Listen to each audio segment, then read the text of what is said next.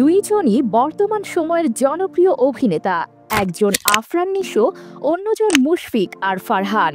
তবে প্রশ্ন হলো, কে সেরা? চলুন খুঁজে বের করি।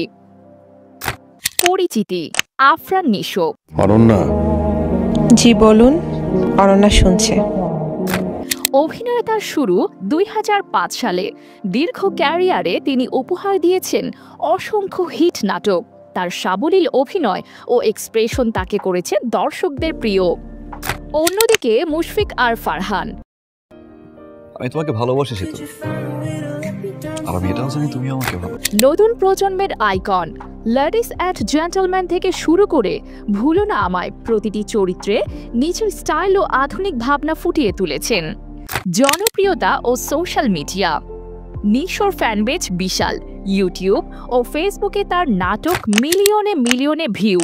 কিন্তু ফারহানও পিছিয়ে নেই, তার নাটক ও ওটিটি কন্টেন্ট তরুণদের কাছে দারুণ জনপ্রিয়। ইনস্টাগ্রামে তার ফলোয়ার সংখ্যা তরতর করে বাড়ছে। অভিনয় দক্ষতা: নিশোর এক্সপ্রেশন, সংলাপ বলার ধরন ও চরিত্রে ঢুকে যাওয়ার দক্ষতা অতুলনীয়।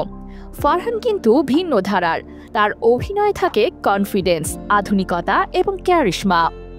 ভিন্নধর্মিক চরিত্রে কাজ: নিশো একাধিক জেনারে নিজেকে প্রমাণ করেছেন, রোমান্টিক, সাসপেন্স, কমেডি, থ্রিলার।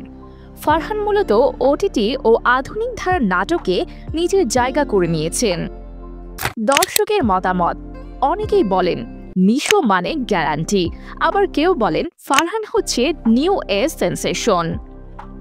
তাহলে কে সেরা? আসলে নির্ভর করে আপনি কী ধরনের কন্টেন্ট পছন্দ করেন। একজন অভিজ্ঞতার প্রতীক, অন্যজন নতুন ধারার প্রতিনিধি। কমেন্টে লিখে জানিয়ে দিন আপনার চোখে কে সেরা, নিশো না ফারহান।